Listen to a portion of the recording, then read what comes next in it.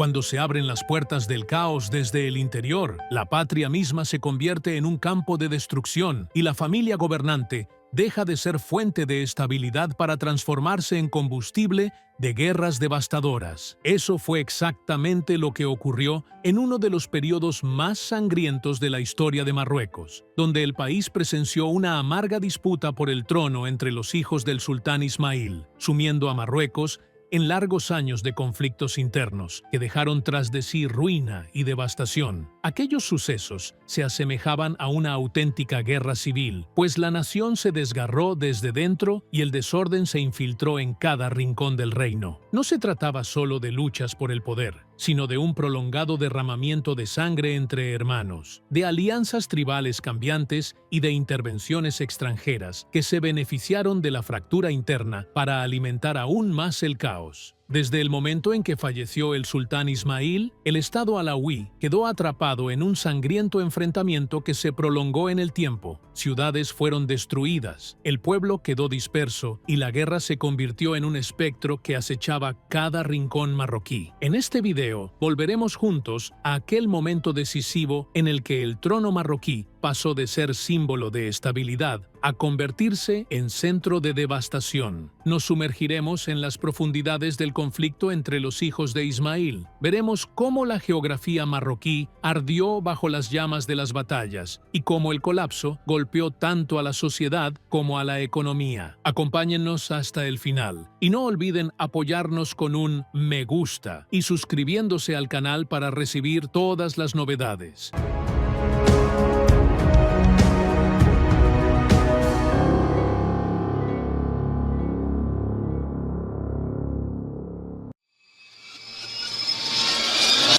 Antes del estallido de las divisiones tribales y de las intervenciones extranjeras que encendieron lo que podría llamarse la Guerra Civil Marroquí, Marruecos vivía una etapa de inestabilidad. A pesar de los esfuerzos del sultán Ismail Ben Sharif por imponer la autoridad del Estado, la situación seguía siendo frágil. El sultán Ismail, que logró recuperar algunas ciudades del dominio colonial extranjero, consiguió transformar el Estado alauí en una de las potencias destacadas de la región. Sin embargo, su gobierno se sostenía en equilibrios precarios entre las tribus y las fuerzas militares locales. El sultán se apoyaba en el respaldo de ciertas tribus leales para consolidar su poder, pero esas mismas tribus representaban al mismo tiempo una amenaza latente, ya que sus lealtades eran inestables y cualquier alianza podía desmoronarse en ausencia de una estabilidad política duradera. Además, el Estado alauí sufría de debilidad institucional tanto en lo civil como en lo militar. El sultán seguía una política autoritaria que concentraba todo el poder en sus manos, debilitando cualquier institución que pudiera amenazar su autoridad. Esto provocaba que las élites tribales de diferentes regiones se sintieran marginadas o excluidas, manteniéndose en un estado de constante tensión frente al gobierno de Ismail. Cuando el sultán Ismail murió en 1727, dejó tras de sí un estado sin un sistema claro de sucesión, lo que desató una feroz lucha interna por el trono entre sus hijos. Fue precisamente este conflicto político el que encendió la chispa de la guerra civil. La ausencia de un mecanismo democrático para la transferencia pacífica del poder hizo que cada príncipe buscara afianzar su dominio mediante el uso de la fuerza militar y de alianzas tribales, lo que condujo a la fragmentación del Estado en múltiples centros de poder rivales. De este modo, el Estado alauí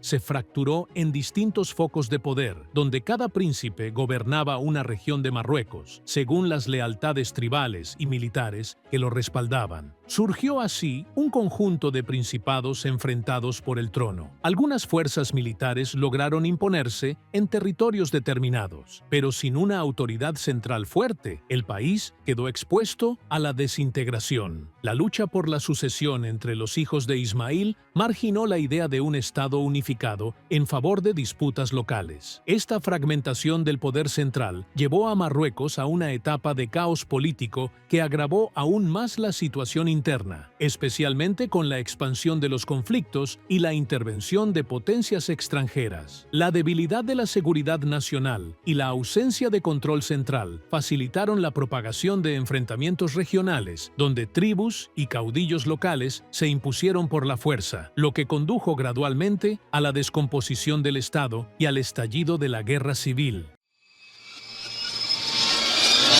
La guerra civil marroquí comenzó con una serie de sangrientas batallas que arrasaron grandes ciudades como Fez, Mequinez y Tafilalet. Estas urbes eran centros del poder económico y político del reino y, por lo tanto, se convirtieron en escenarios de violentos enfrentamientos entre los hijos de Ismail y sus seguidores militares. En Fez, considerada el núcleo de la administración política y comercial de Marruecos, se libró una batalla decisiva entre los ejércitos de los hermanos que disputaban el trono. La ciudad se transformó en un campo de guerra abierto, con choques violentos entre las fuerzas rivales que llevaron a la destrucción de amplias zonas urbanas. Controlar Fez significaba dominar el corazón del Estado alauí y, por ende, tener la hegemonía sobre Marruecos. En Mequinez, que representaba el bastión militar de la familia de Ismail, tuvieron lugar combates encarnizados entre los ejércitos leales a los distintos príncipes. La ciudad, centro del poderío militar, se convirtió igualmente en un espacio para el ajuste de cuentas, lo que afectó gravemente la estabilidad de la región. En Tafilalet estalló la contienda más feroz entre las tribus aliadas de los aspirantes al trono. Allí, las luchas prolongadas entre las facciones rivales convirtieron la zona en un escenario de devastación, donde todo quedó arrasado por el paso de la guerra. Mientras la guerra civil marroquí se intensificaba en el interior, las potencias europeas, como Francia y España, no perdieron la oportunidad de ampliar su influencia en la región. Además del apoyo militar que algunos países brindaron a ciertas facciones, estas potencias buscaban también asegurar el control de los accesos comerciales de Marruecos. Varias de ellas lograron firmar tratados con príncipes locales que les otorgaban privilegios económicos y comerciales a costa de la soberanía marroquí. Aunque la intervención europea no siempre fue directa mediante operaciones militares, el apoyo encubierto y la connivencia con facciones locales transformaron el conflicto interno en una lucha que comprometía la independencia nacional. Esta injerencia extranjera no solo intensificó la guerra civil, sino que también profundizó las divisiones internas e impidió alcanzar soluciones pacíficas debido a las agendas particulares de las potencias externas. Ante la ausencia de un sultán fuerte capaz de imponer su autoridad sobre todo el reino, el resultado fue un estado fragmentado, carente de coordinación entre sus distintas regiones. Esto dejó al país expuesto a nuevas crisis, ya que el poder central perdió la capacidad de emitir decisiones unificadas y de garantizar la estabilidad política y social. Esta dispersión tuvo efectos duraderos sobre el gobierno alauí y marcó el inicio de un agravamiento de la situación política interna en Marruecos. La guerra civil marroquí no solo impactó en el plano político, sino que también tuvo consecuencias devastadoras sobre el sistema económico y social. Con la intensificación del conflicto, el comercio entre ciudades clave como Fez y Mequinez, auténticas arterias de la economía marroquí, se paralizó. La interrupción de las rutas comerciales provocó un notable colapso económico. Los mercados se cerraban y los productos agrícolas eran saqueados o destruidos a causa de los continuos enfrentamientos. Por otra parte, la guerra arrasó con numerosas explotaciones agrícolas y con sectores enteros de la producción que constituían la columna vertebral de la economía marroquí. El desplazamiento masivo de la población desde las zonas más afectadas dejó a muchas aldeas y ciudades despobladas, agravando la crisis humanitaria y profundizando la catástrofe económica y social. En medio de este caos, el país sufrió hambrunas y epidemias que se propagaban rápidamente ante la ausencia de una autoridad central capaz de ofrecer protección y gestionar los recursos de manera eficaz. Los servicios de salud y de abastecimiento de alimentos se deterioraron y la supervivencia de la población civil se convirtió en un desafío casi imposible en esas circunstancias devastadoras. En el plano social, los vínculos entre los distintos grupos étnicos y tribales de Marruecos se resquebrajaron. Con la división del país en bandos enfrentados, la sociedad marroquí comenzó a fragmentarse, generando desconfianza y hostilidad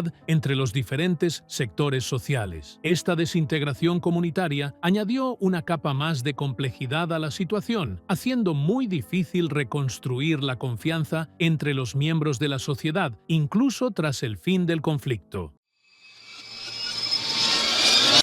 Durante el período de la Guerra Civil marroquí, los medios de comunicación tradicionales, como la prensa y la radio, estaban bajo un estricto control de la censura, ya fuera impuesta por el gobierno o por las facciones en conflicto. Esta fuerte censura desempeñó un papel clave en la configuración de la imagen que se transmitía a la opinión pública, tanto interna como externa. Los periódicos y emisoras no podían informar de manera neutral u objetiva, ya que la mayoría se alineaba con las agendas políticas de las autoridades dominantes de aquel momento. Este escenario hizo que las noticias que llegaban al público fueran incompletas o distorsionadas, lo que dificultaba construir una visión precisa sobre el desarrollo de la guerra civil marroquí. Por ejemplo, gran parte de la información relativa a los combates entre ejércitos locales o tribus rivales se reducía a relatos que exaltaban los triunfos de un bando sobre otro. Algunas crónicas incluso buscaban manipular a la opinión pública y despertar emociones específicas en la población. Con el paso del tiempo y la expansión de Internet, los medios de comunicación modernos comenzaron a desempeñar un papel mayor en la transmisión de información sobre la guerra civil marroquí, especialmente a inicios del siglo XXI. Gracias a las redes sociales como Facebook y Twitter, los ciudadanos comunes tuvieron la posibilidad de documentar los hechos y mostrarlos desde su propia perspectiva, lo que permitió al mundo acceder a aspectos del conflicto que antes permanecían ocultos. Sin embargo, esta nueva oportunidad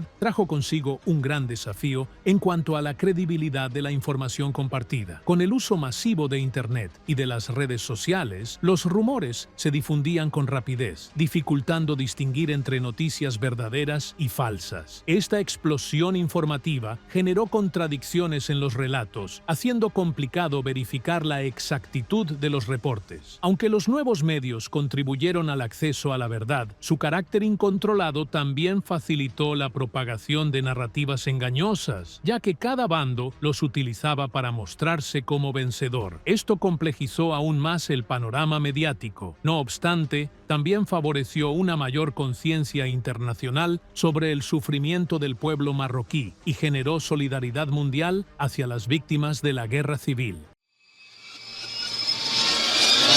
A pesar de la magnitud del conflicto y de la devastación causada por la guerra civil marroquí, hubo intentos constantes por parte de algunos países y organizaciones internacionales de mediar entre las facciones enfrentadas. Estas iniciativas de mediación surgieron en las primeras etapas del conflicto, con el objetivo de detener la destrucción que amenazaba al país. Sin embargo, no siempre fueron fructíferas ni eficaces, ya que cada bando rechazaba los compromisos y se aferraba a sus propias demandas, especialmente en lo que respectaba al trono y al control del poder. La experiencia demostró el fracaso de la mayoría de las mediaciones debido a la falta de voluntad política de los actores implicados para alcanzar un acuerdo. Cada facción buscaba maximizar sus beneficios, lo que hacía extremadamente difícil llegar a un consenso. Con la intensificación del conflicto, la mayoría de los esfuerzos de mediación fracasaron en ofrecer soluciones efectivas, y la crisis continuó durante muchos años, agravando la situación política y económica de Marruecos. Tras el debilitamiento de los combates en las fases finales del conflicto, el Estado marroquí comenzó a implementar algunas reformas políticas con la esperanza de reordenar el panorama político y económico. Estas reformas tenían como objetivo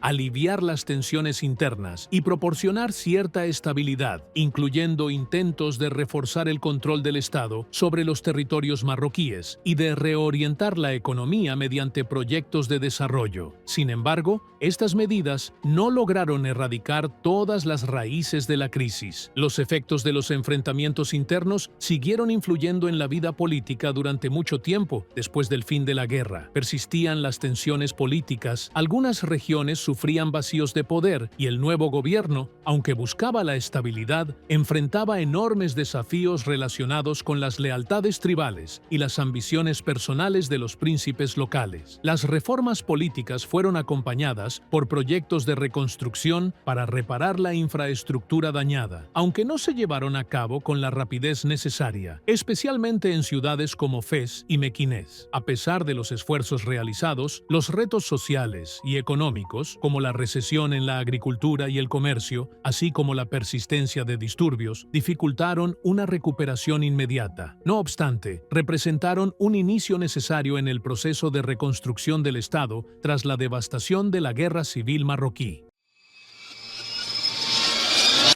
Después de más de medio siglo de conflicto interno, la Guerra Civil Marroquí concluyó con pérdidas devastadoras que afectaron a todos los aspectos de la vida. El enfrentamiento no se detuvo hasta después de largos años de batallas y disputas complejas que profundizaron las crisis sociales y económicas. A comienzos de 1792, tras una etapa marcada por el caos y la destrucción, Moulay Sulaimán ben Muhammad asumió el poder. A pesar de sus esfuerzos por restablecer la estabilidad, el reino estaba fragmentado en emiratos rivales y en campamentos tribales enfrentados, lo que hacía extremadamente difícil imponer la autoridad central. El nuevo sultán también tuvo que lidiar con una creciente injerencia europea. Francia y España aprovecharon el conflicto interno para expandir su influencia mediante el apoyo a facciones locales o la imposición de tratados económicos que limitaron la independencia marroquí. Aún en esas circunstancias, Moulay Sulaimán emprendió reformas destinadas a unificar las fuerzas militares, consolidar el poder central y reconstruir las instituciones destruidas. Trabajó asimismo